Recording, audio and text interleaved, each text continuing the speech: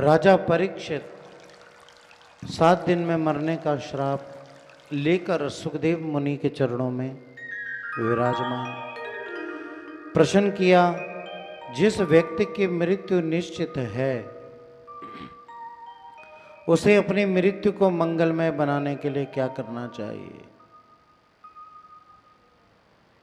मृत्यु को मंगलमय बनाने के लिए प्रभु श्री हरि चरणों का स्मरण करना चाहिए। राजन, गुरुजी ये कैसे होगा? बोला, मन को परमात्मा में लगा करके ही भगवान की प्राप्ति हो सकती है। गुरुजी, सबसे कठिन काम यही तो है, सबसे कठिन काम यही तो है कि ये मन ही तो भगवान के चरणों में नहीं लगता।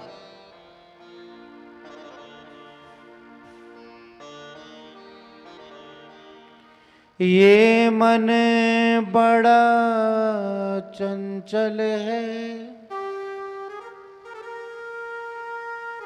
कैसे तेरा भजन करूं, जितना ही लगाता हूं ये उतना ही मचलता है। गुरुजी, संसार में अगर सबसे कठिन काम कोई है तो मन को भगवान में लगाना ही तो है। मन संसार में तो बड़ी आसानी से लगता है, लेकिन भगवान में मन को लगाना बड़ा कठिन है। अगर ये काम हो जाए तो जीव की मुक्ति ही ना हो जाए। अब ये जो मन है ये कब कहां पहुंच जाता है पता ही नहीं लगता। अगर कोई लाला जी कथा सुन रहे हैं तो शरीर तो उनका कथा में है, लेकिन जो उनका मन है, जो मणिराम है, वो न जाने कब दुकान पर पहुंचकर हिसाब किताब में लग जाता है। मन, शरीर यहां है लेकिन मन न जाने कहां है। तो मन को लगाने का सर्वोत्तम साधन ये कोई है तो वो 4 साधन बताए गए हैं। पहला है जित्तासनो जित्त श्वासो जित्त संगो जितेन्द्रियः स्थूले भगवतो रूपे मनः संधारयेद्यः। मन को जो परमात्मा में लगाना चाहते हैं उनके लिए 4 नियम हैं। जो इन 4 नियमों को कर ले उसका मन भगवान में जाकर स्थिर हो जाएगा, इसकी पूर्ण गारंटी है। अब उन 4 चीजों में पहला क्या है?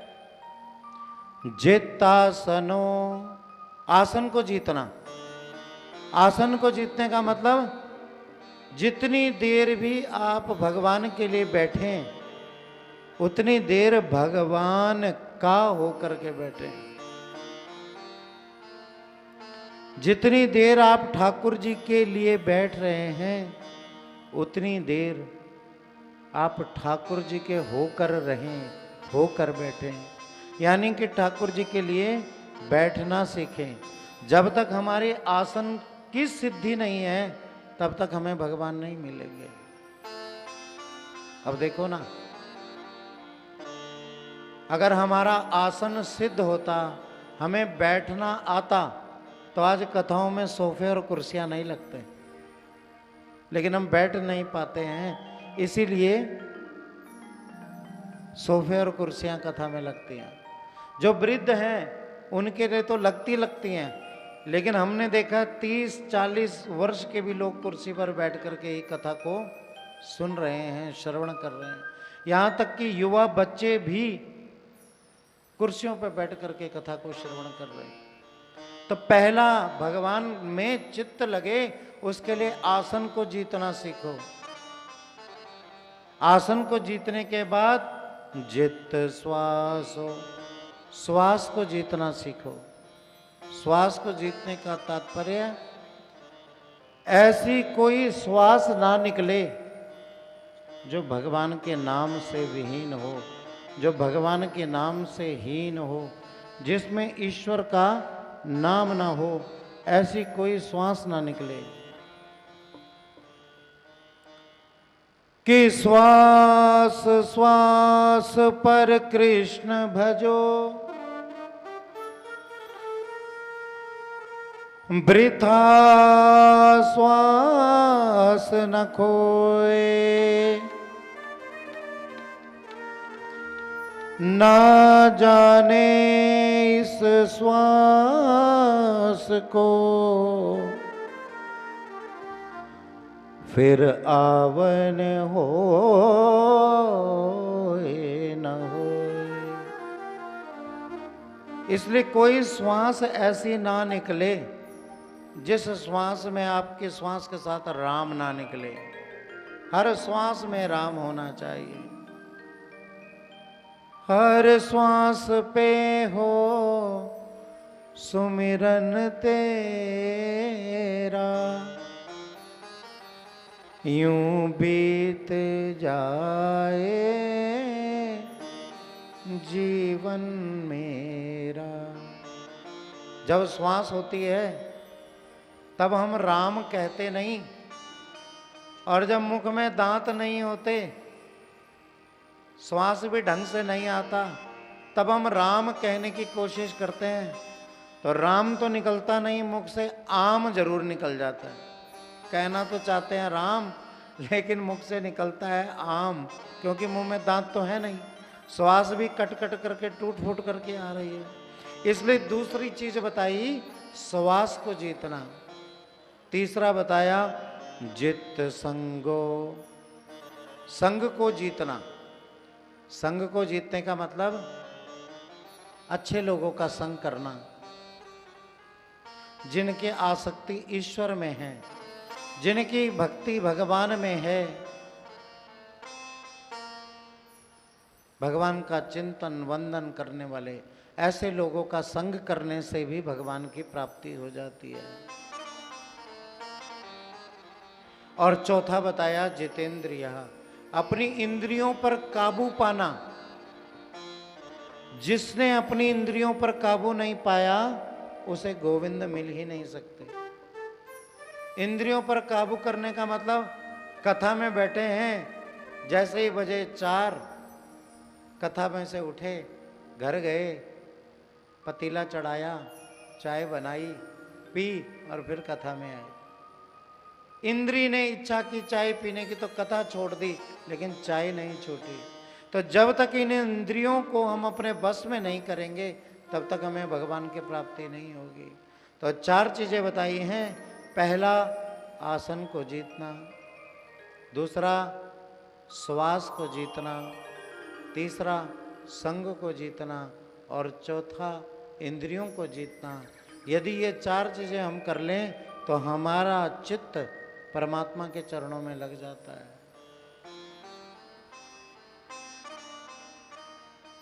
सज्जनों, सच कहूं, अब समय बहुत कम बचा है। 40 वर्ष जीवन के बीत गए, 50 वर्ष जीवन के बीत गए, समय बहुत कम बचा है। सतयुग में जीव की आयु 1,00,000 वर्ष थी। सतयुग में जीव की आयु 1,00,000 वर्ष थी। त्रेता आया तो 1,00,000 में से 1 0 हट गई, 10,000 वर्ष आयु रह गई। त्रेता में 10,000 वर्ष।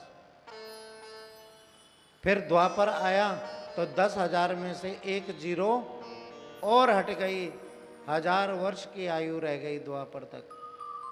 और कलयुग आया तो 1000 में से 1 0 और हट गई, 100 वर्ष की आयु रह गई। उस 100 वर्ष की आयु में भी लड़ना, झगड़ना, तेरा, मेरा, तू, मैं, मेरा, मुझ में करते करते जीवन के 60 वर्ष यूं ही बिता दिए। अंत में हमारे पास क्या बचा? बचा कुछ? कुछ नहीं बचा।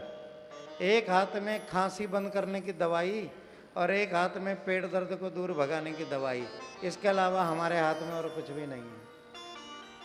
कभी ये घुटना दुख रहा है, कभी ये घुटना दुख रहा है, कभी ये कंधा दुख रहा है, कभी ये कंधा दुख रहा है, और उस दर्द में ही बाकी का जीवन बीत जाता है। न जीवन में खुद कुछ किया, न अपने पुत्रों को संस्कार दिया। पुत्र ने भी 2.5 किलो की पोटली बांधी, ऐसे घुमाई, गंगा जी में फेंका और वहां बैठे हुए पंडित जी को बोला एक ऐसा पिंड दे दो कि इससे मेरा पिंडा जिंदगी भर के लिए छूट जाए। क्योंकि जब तुमने नहीं किया तो तुम्हारे पुत्र कहां से कर लेंगे? तुमने जब अपने सास ससुर की सेवा नहीं की तो तुम्हारे पुत्र कहां से तुम्हारी सेवा कर लेंगे? यूं ही जीवन बीत जाता है।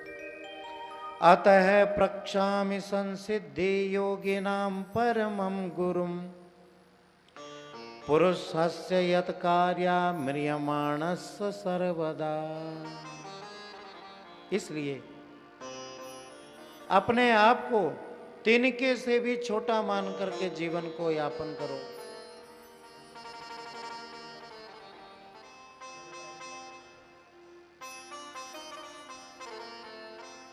इसलिए जीवन में अपने आप को तिनके से भी छोटा मान करके जीवन जीना चाहिए।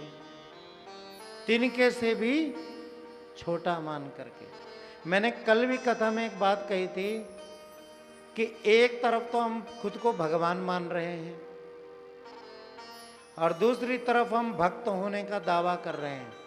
तो यदि आप भगवान हैं तो भक्त कैसे हुए? और अगर भक्त हैं तो फिर आप भगवान है ही नहीं। तो इसलिए अपने आप को शरीर से भी छोटा मानना चाहिए, तिनके से भी छोटा मानना चाहिए। इस सृष्टि की उत्पत्ति तप नाम के शब्द से हुई है। इस संसार में जब सृष्टि उत्पन्न हुई तब कुछ भी नहीं था राजन, केवल और केवल मात्र एक नारायण थे। नारायण, 4 वर्ण थे। इन 4 शब्दों में ही सृष्टि छुपी हुई थी। नार का अर्थ होता है पानी, अयन का अर्थ होता है जल। नारायण शब्द को जब हम संस्कृत के व्याकरण की दृष्टि से छंदी विच्छेद करते हैं तो बनता है नार प्लस अयन नारायण। 4 अक्षर के नारायण के संधि विच्छेद करने पर 5 अक्षर बन जाते हैं और इन्हीं 5 अक्षरों से जीव की उत्पत्ति पंच तत्व के रूप में हुई है। नार का अर्थ होता है पानी और अयन का अर्थ होता है घर। इस संसार में उत्पत्ति से पहले जल ही जल था और वो जल घर था नारायण का। शेष शैया पर नारायण विराजमान है। एक दिन नारायण के मन में आया कि क्यों न मैं एक से अनेक हो जाऊं, एक से अनेक हो जाऊं। उसी समय भगवान नारायण की नाभि से एक कमल की तंतुका प्रकट हुई और आकाश की ओर बढ़ने लगी और बढ़ते बढ़ते आकाश में जाकर वो कमल का फूल खिला और उस कमल में चतुर्मुखी ब्रह्मा की उत्पत्ति हुई। अब नारायण 1 से 2 हो गए। विष्णु से ब्रह्मा की उत्पत्ति हुई। ब्रह्मा जी ने हाथ जोड़ करके भगवान से कहा कि मेरे लिए क्या आज्ञा है, मुझे किसने उत्पन्न किया है। उसी समय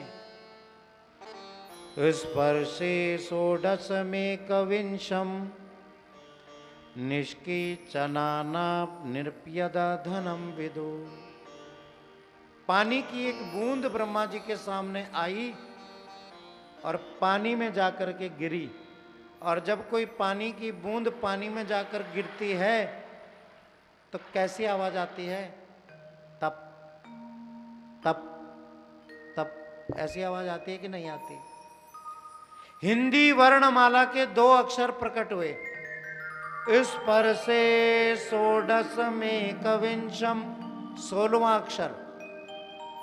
हिंदी वर्णमाला का 16वां अक्षर है ता, और विंश एक विंशम 21वां अक्षर है पा। दोनों को मिला दो, ता और पा को, तो क्या बनता है? तप। ब्रह्मा जी समझ गए कि जिसने भी मुझे प्रकट किया है वो कोई विशाल शक्ति है, और उस शक्ति का आदेश है कि मैं तप से ही मिलता हूं। ब्रह्मा जी ने तप किया, और तप करने के बाद भगवान ने अपने रूप का दर्शन ब्रह्मा जी को कराया। ब्रह्मा जी ने कहा, प्रभु आपने मुझे किस उद्देश्य के लिए प्रकट किया है? भगवान नारायण बोले, ब्रह्मा जी आज से तुम विधाता, आज से तुम विधाता, और जाओ इस सृष्टि का निर्माण करो। ब्रह्मा जी ने अनेक प्रकार की सृष्टि की, लेकिन हर बार सृष्टि असफल रही। ब्रह्मा जी को अभिमान हो गया कि आज से मैं विधाता हो गया, भगवान ने मुझे सर्वोपरि शक्ति बनाया। भगवान ने देखा कि ब्रह्मा जी को अभिमान हो गया, तो जहां पर हो अभिमान वहां नहीं रहते भगवान। भगवान आंखों से ब्रह्मा जी की ओझल हो गए। ब्रह्मा जी को पश्चाताप हुआ। तब भगवान ने अपने विराट रूप का दर्शन ब्रह्मा जी को कराया और चतुर्श्लोकी भागवत सुनाई। बोला, जब भी हो अभिमान तुरंत भागवत की शरण में चले जाना चाहिए। तो भगवान ने जो अपने विराट रूप का दर्शन कराया, 3.5 करोड़ रोम भगवान के शरीर में है। एक रोम में, ये जो बाल आपको दिख रहे हैं शरीर पर, ये भगवान के शरीर में 3.5 करोड़ रोम है। और एक रोम की बात करो, सिर्फ एक बाल की बात करो, तो उस एक बाल के अंदर कितना कुछ है। एक बाल में 14 लोक,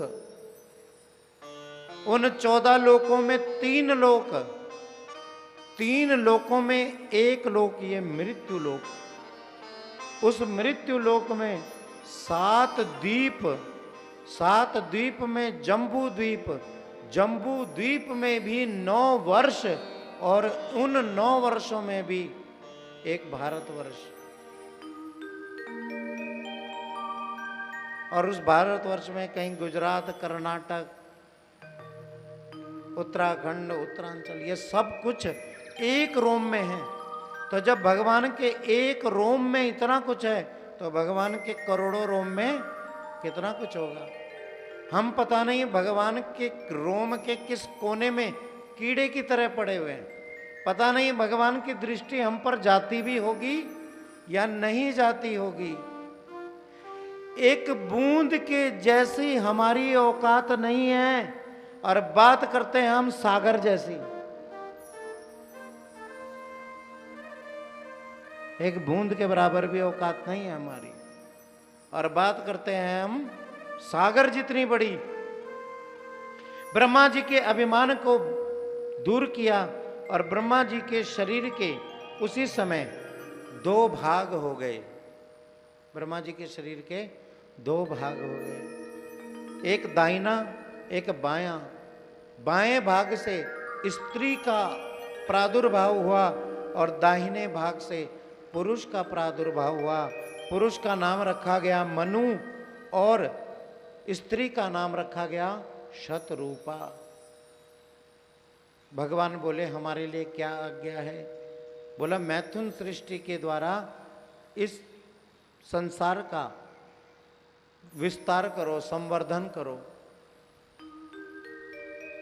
तो जो पुरुष थे उनका नाम हुआ मनु, देवी का नाम हुआ शतरूपा। इन दोनों के समागम से इनके घर में आज 5 संतान हुई। 2 तो हुए बेटे, प्रियव्रत और उत्तानपाद। और 3 बेटियां हुई सज्जनों,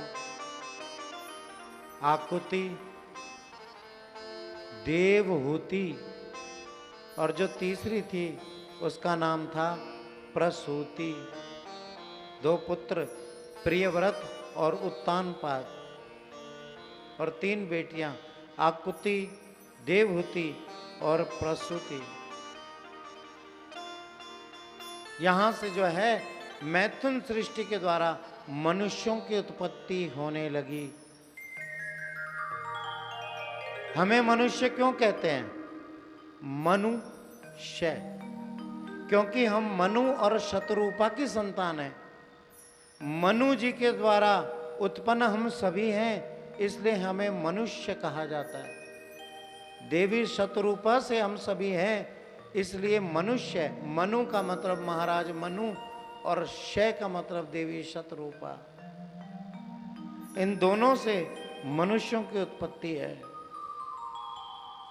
10 प्रकार की सृष्टि रची गई, और जब 10 प्रकार की सृष्टि रची गई तो उसी समय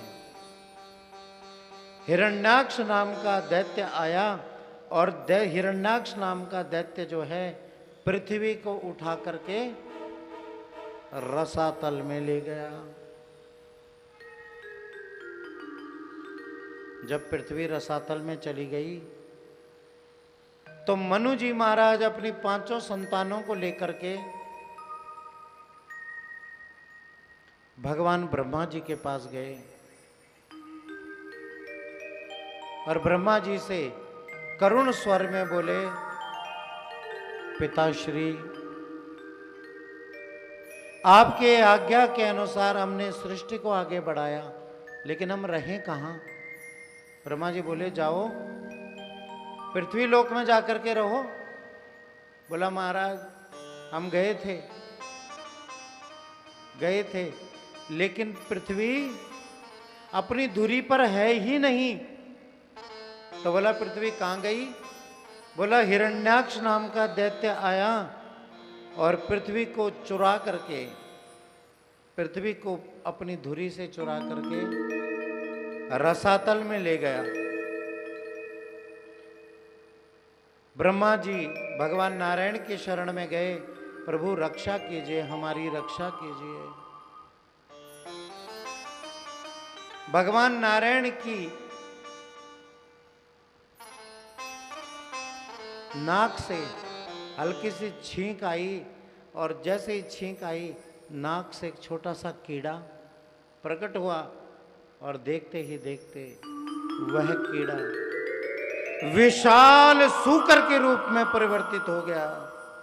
सुखदेव जी कहते हैं, राजा परीक्षित, आज भगवान ने सूकर अवतार लिया, जिसे शास्त्र में वाराह अवतार कहा जाता है। बोलिए वाराह भगवान की। और भगवान ने सूकर का अवतार लेते ही सूंघना शुरू किया। सूंघते सूंघते सूंघते भगवान त्रिलोकी में घूमने लगे और रसातल की ओर बढ़ने लगे। उधर से आ रहे थे नारद जी,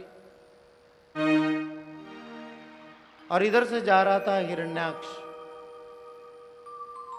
देव ऋषि मुनि ने हिरण्याक्ष को देखा और कांपते हुए स्वर में बोले, नारायण नारायण। बोला, कहां चले जा रहे हो बाबा जी? नारायण नारायणी करना आता है या लड़ना झगड़ना भी जानते हो? बोला, महाराज क्या बताएं, हम तो नारायणी नारायणी बोलते हैं, इसके अलावा कुछ नहीं आता। अब तुम्हें लड़ने का अगर इतना ही शौक है तो तुम्हारी खुजली मिटाने के लिए भगवान सूकर रूप में आ चुके हैं। जहां तुमने पृथ्वी को छुपा रखा है, भगवान अभी अभी देखा मैंने, वहीं गए हैं। इसने नारद जी को छोड़ा और सीधा रसातल में गया। रसातल में क्या देखा कि भगवान अपने पैने दांतों के ऊपर पृथ्वी को उठा रहे हैं। इसने अपनी जंघाओं को ताव दिया और भगवान को युद्ध के लिए ललकारा। भगवान बोले, देख हम लड़ने झगड़ने के लिए नहीं आए हैं भैया, ये पृथ्वी को तुम धुरी से उठा लाए हो, ये अच्छी बात नहीं है। प्रकृति के साथ छेड़छाड़ करना ये अच्छी बात नहीं है। और प्राय आप देख ही रहे हैं कि प्रकृति के साथ कितना छेड़छाड़ हुआ, तो प्रकृति ने कितना रौद्र रूप इस समय दिखाया, ये आप लोगों से छुपा नहीं है। तो भगवान के बीच में और हिरण्याक्ष के बीच में बड़ा भयंकर युद्ध होने लगा।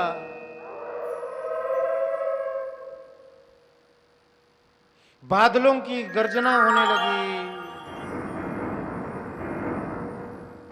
धरती कंपायमान होने लगी। कभी भगवान हिरण्याक्ष को पटक देते, कभी हिरण्याक्ष भगवान को पटक देता।